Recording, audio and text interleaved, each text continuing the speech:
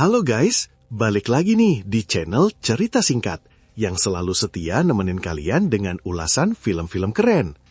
Kali ini kita bakal bahas sebuah film action thriller yang tegang banget, di mana seekor anjing pelacak dan mantan polisi brutal harus berhadapan sama gembong kartel yang gila hormat. Film ini judulnya Muzzle.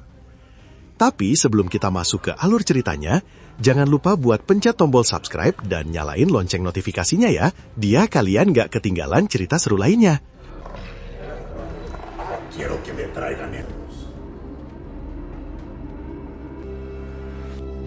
Oke, gak usah lama-lama lagi, yuk langsung aja kita bahas ceritanya. Cerita dimulai dengan keseharian Jake. Pagi itu, dia lagi ngasih makan anjing pelacaknya yang sangat terlatih bernama Ace.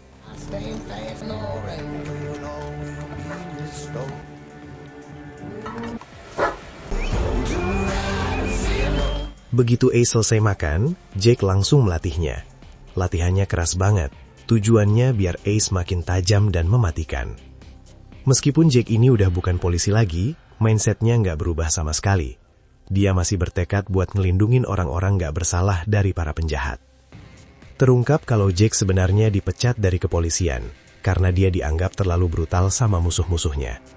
Pas masih aktif jadi polisi, Jake sama Ace udah ngebantai puluhan gangster dan anggota kartel yang berani macem-macem di Amerika.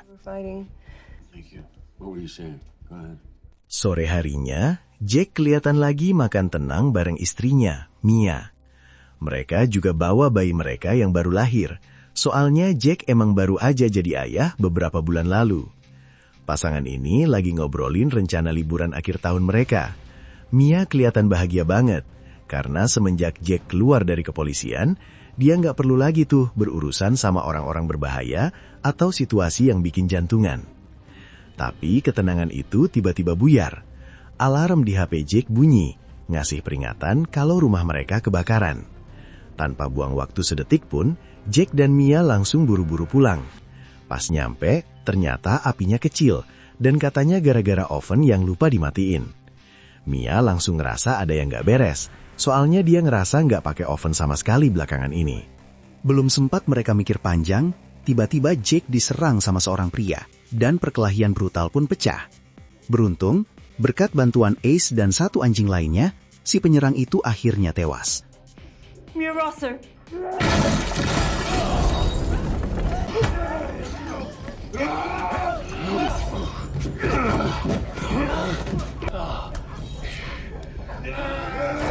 Nggak lama kemudian, polisi datang karena Mia udah nelpon mereka sebelumnya. Para petugas mengevakuasi Jake dan Mia keluar rumah.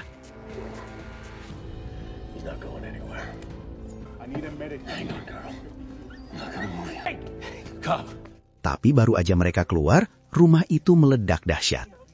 Sayangnya, anjing kedua milik Jake tewas dalam ledakan itu. Sementara Jake, Ace, dan yang lainnya nyaris aja jadi korban, tapi berhasil selamat. Nah, mulai dari momen inilah, semuanya jadi kacau balau.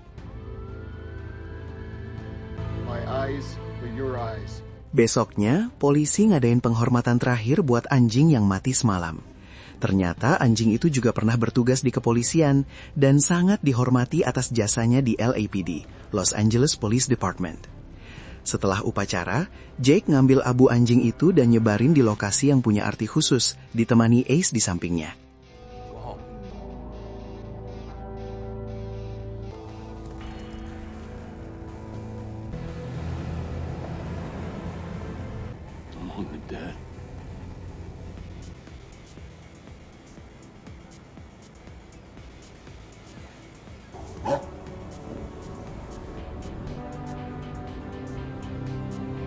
My insurance company, but you're not insuring me. Okay? I mean, because it just does my business, which you insured, got destroyed. No, the footage is gone. It's gone. There's no... Come on, say that again. Hang up first, okay? He's okay. Setelah selesai, seorang petugas polisi yang nanganin kasus ini nyamperin Jake. Petugas itu jelasin kalau serangan dan ledakan itu kayaknya ulah seseorang dari masa lalu Jake. He's got a heck of a nose. Watch this. I was, what's that, German for kill? attack. Waktu Jake masih jadi polisi, dia bikin banyak banget musuh gara-gara metodenya yang brutal. Petugas itu nyaranin Jake buat ekstra hati-hati dan bilang mendingan jangan tinggal di rumahnya dulu buat sementara waktu. Abis itu, Jake pergi ke parkiran kantor polisi buat nemuin teman dekatnya, Kelly. Your morality. What do you care? Even if I could describe to you what happens to a cop who gets... You're free. Kelly ini adalah detektif polisi yang jago banget. Jake minta tolong sama dia buat nyari tahu siapa dalang di balik serangan ke rumahnya. Maybe you can help. Well, it's not legal. Just, Am I grounded? I'll drop off some tacos. Thanks. Some of the guys chip.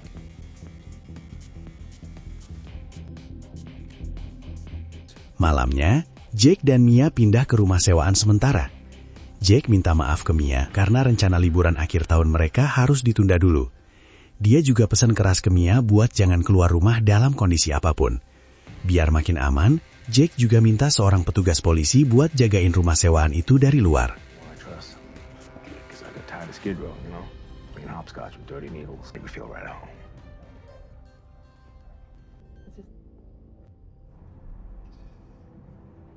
My fault.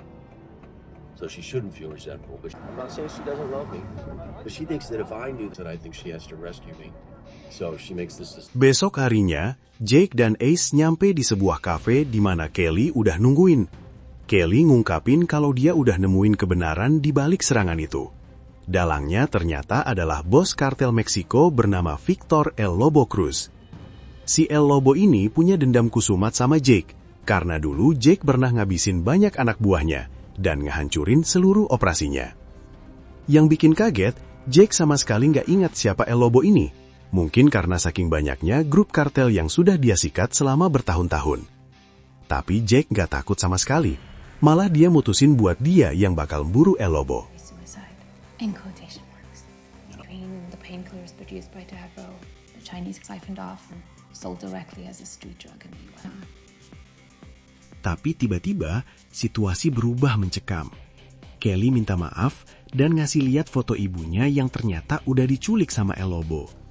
Detik itu juga, beberapa anak buah El Lobo muncul dan nodongin senjata ke Jake. Jelas banget kalau pertemuan ini tuh jebakan. Kelly terpaksa jadi umpan karena ibunya disandera. Salah satu tukang pukul kartel yang kumisnya tebel maju dan bilang kalau dia dikirim El Lobo buat nangkep Jake. Jake heran kenapa mereka nggak langsung bunuh dia aja di tempat. Jawabannya simple. El Lobo suka ngelihat musuhnya menderita dulu sebelum dihabisin. Spanish very good. Gracias. In your car. With your therapist. Makin gila lagi, si gangster berkumis ini ngasih Jack pistol yang cuma diisi 1 peluru dan maksa dia main Russian roulette. Kalau Jack selamat dari 3 kali tarikan pelatuk, Kelly bakal dibebasin. Tanpa ragu, Jack nerima tantangan itu dan narik pelatuk 3 kali.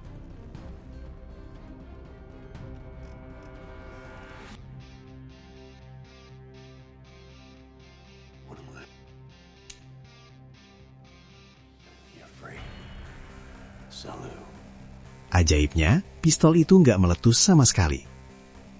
Sesuai janji, Kelly dibebasin. Sekarang, tinggal 2 slot pelatuk tersisa, dan nggak ada yang tahu kapan pelurunya bakal keluar. Pas Jack siap-siap buat ronde berikutnya, dia yakin banget kalau kali ini pistolnya bakal meletus. Daripada ambil risiko mati konyol, dia malah ngarahin pistol itu ke si gangster berkumis dan, dor, kekacauan langsung pecah.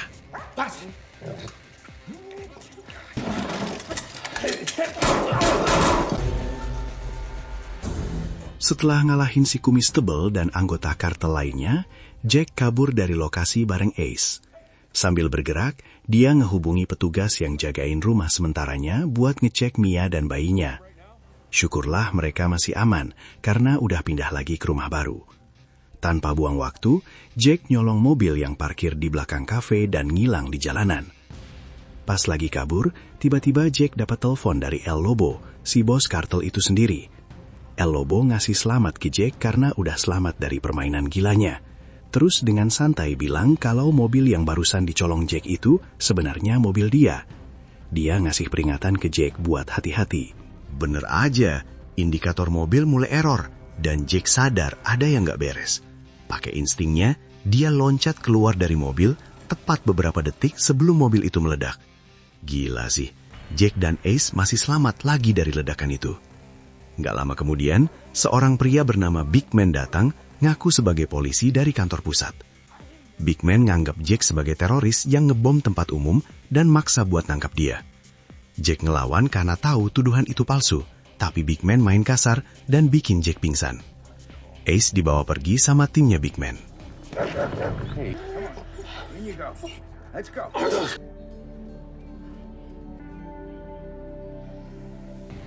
Ask it more clearly. You don't have to protect me. Of lying. I'm saying you're doing what I always like. Then what is the conflict, This isn't Jake? just Pas Jack sadar, dia udah ada di ranjang rumah sakit dengan tangan di borgol. Pas lagi sendirian, dia diam-diam nyoba lepasin borgol pakai koin.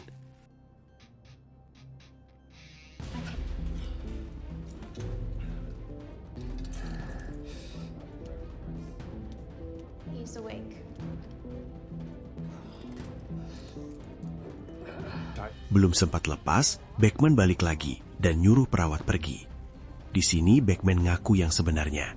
Dia emang polisi pusat, tapi dia dipaksa El Lobo buat nguburu Jack. Nyawa istrinya Beckman diancam, jadi dia nggak punya pilihan. Just lie there, hear me out. Decide to way past all. Silver Roulette. Hell rolls into town. They talk to people. They talk to Juan. These folks, they get a choice. Either you can see you're guessing what to let. Beckman nyiapin minuman beracun, sesuai perintah El Lobo yang pengen Jack mati pelan-pelan dan memalukan. Jack pura-pura nurut, tapi pas momennya pas, dia nyerang Beckman dan berhasil ngelumpuhin dia.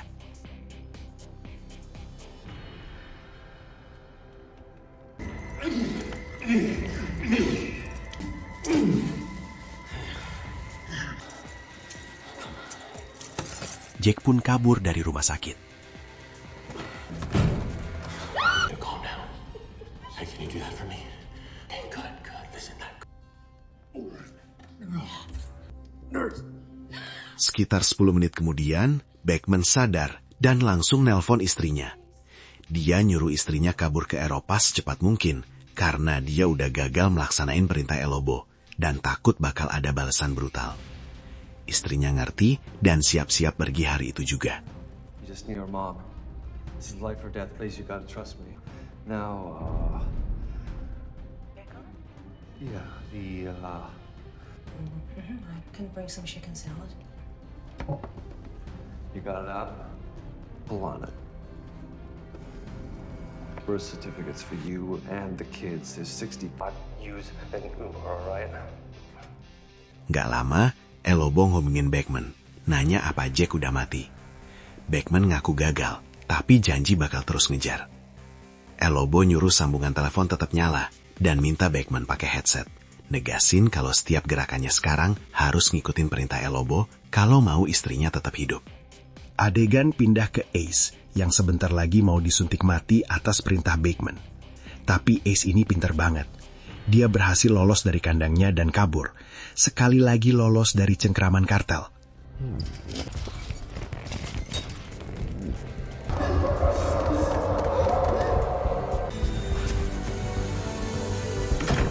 Sementara itu, Jake masih di dalam rumah sakit nyari jalan keluar. Dia dapat ide cerdik. Jake namar jadi janitor, tukang bersih-bersih. Bahkan sampai make tangan palsu punya si janitor buat nyempurnain penyamarannya. Untungnya, janitor aslinya lagi di toilet. Jadi Jake punya waktu buat ganti baju dan nyelinap lewat parkiran belakang. Who are you?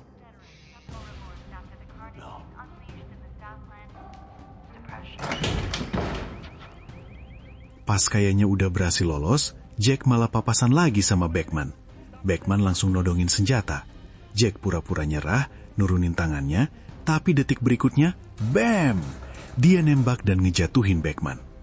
Ternyata, tangan asli Jack dari tadi sembunyi di balik bajunya megang pistol. Sementara tangan palsu itu cuma buat pengalihan. Pinter banget kan? Jack langsung lompat ke mobil terdekat dan tancap gas.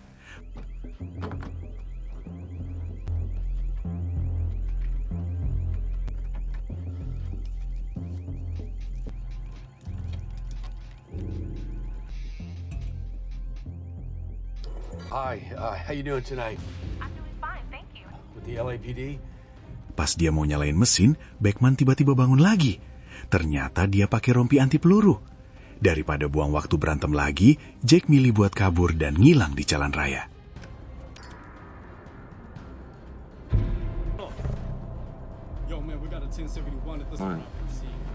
Sekarang di bawah perintah langsung El Lobo, Beckman disuruh ngejar Jack pakai mobil yang udah disiapin. Pas Beckman buka bagasi, ternyata Kelly ada di dalam, disandera. El Lobo ngerencanain buat pakai Kelly sebagai alat tawar, karena tahu Kelly penting buat Jack. Alright? Then I'll do whatever you want me to do. Just give me a sign. Punish them, punish me. I'll pay. Why? Balik ke Jack, mobil curiannya kehabisan bensin, maksa dia berhenti di pom bensin. Karena nggak bawa duit, Jack terpaksa ngerampok kasir minimarket di situ.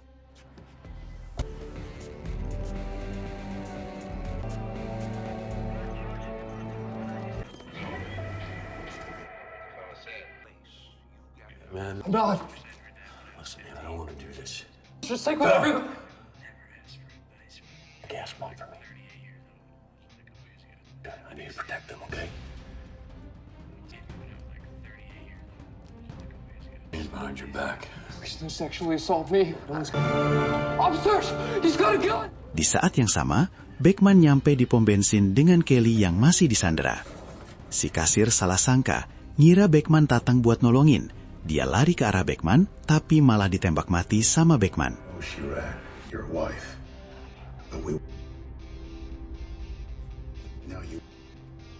Not me talking anymore. Begging. Setelah kasir mati, Jack nyamperin Beckman sambil nurunin senjatanya. Di momen itu, El Lobo ngingetin Beckman lewat telepon kalau dia bisa lihat semuanya lewat kamera pengawas dan gak bisa dibohongi. El Lobo kemudian merintahin Beckman buat nembak kaki Kelly dan nyiram bensin ke badannya sendiri. Now you will withdraw the gun. Sorry, could you? Beckman ragu dan shock, tapi El Lobo negazin kalau ini hukuman karena Beckman udah bantu istrinya kabur ke Eropa. Tahan dia di sini, katanya. Beckman nanya harus gimana soal Jack yang ada di depannya. El Lobo bilang Jack bukan urusan Beckman lagi dan dia harus patuh tanpa banyak tanya. Kalau nolak, El Lobo bakal langsung bunuh istri Beckman. El Lobo nyuruh dia nyalain korek api.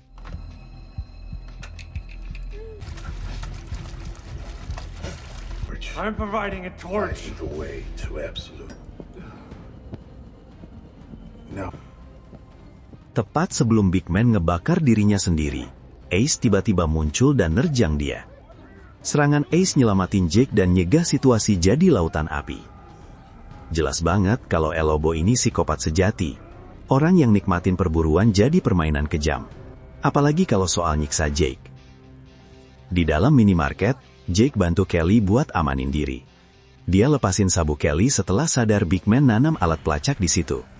Jake lihat kaki Kelly luka parah dan langsung bawa dia ke rumah sakit. Di jalan, Kelly minta Jake buat ngubungin ambulans polisi. Sebagai detektif aktif, dia berhak dapat penjemputan darurat. Jake langsung nelpon minta bantuan segera. No, just all of you would be right.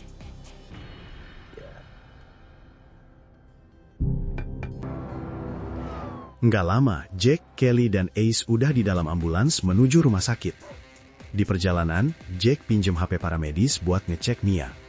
Dia dapat kabar kalau bayinya udah dibawa ke tempat neneknya, dan Mia masih aman untuk saat ini. Ngerasa ada bahaya, Jack nyuruh Mia keluar rumah dan jalan ke ujung jalan. Karena rute mereka searah, Jack rencana mau jemput Mia sebelum lanjut ke rumah sakit, sambil mandu dia langkah demi langkah lewat telepon. It's on the news. Bob didn't tell you?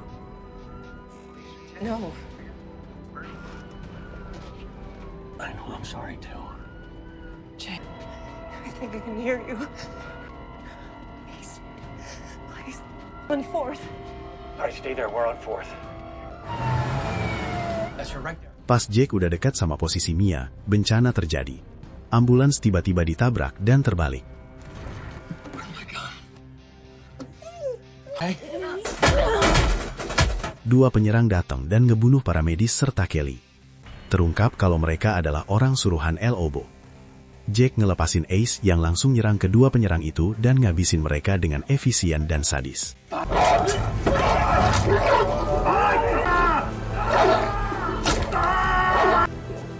Setelah beres sama penyerang, Jake lari ke Mia dan mastiin dia gak apa-apa.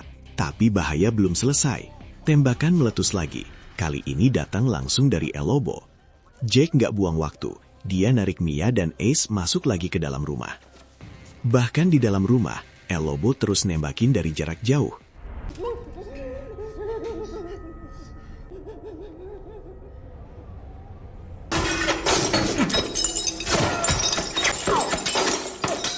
Jake nyuruh Mia sembunyi di kamar mandi, sementara dia dan Ace siap-siap buat konfrontasi terakhir. Now Argos, put that. Shoot him. Matt to talk. Matt to be safe. I'm not leaving my husband. Desire. Say a commonplace thing, but burn. In the middle you see a blue sun. Beberapa saat kemudian, El Lobo masuk ke rumah. Jake dan Ace langsung nyerang tanpa ragu sedikit pun. Dalam hitungan detik, El Lobo akhirnya tewas, mengakhiri mimpi buruk yang ngehantuin keluarga Jake. They were assholes.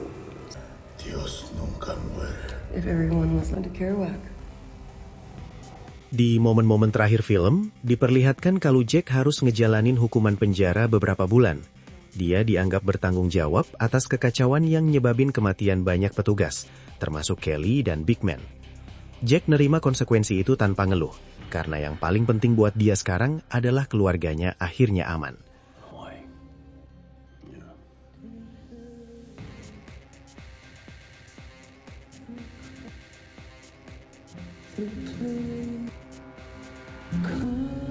Nah, itu dia alur cerita film Muzzle. Gimana menurut kalian aksi Jack dan anjing pintarnya Ace? Tulis pendapat kalian di kolom komentar ya. Terima kasih udah nonton sampai habis. Kalau kalian suka video ini, share ke teman-teman kalian, dan pastinya subscribe buat dukung channel ini terus berkembang. Sampai jumpa di video seru versi cerita singkat selanjutnya.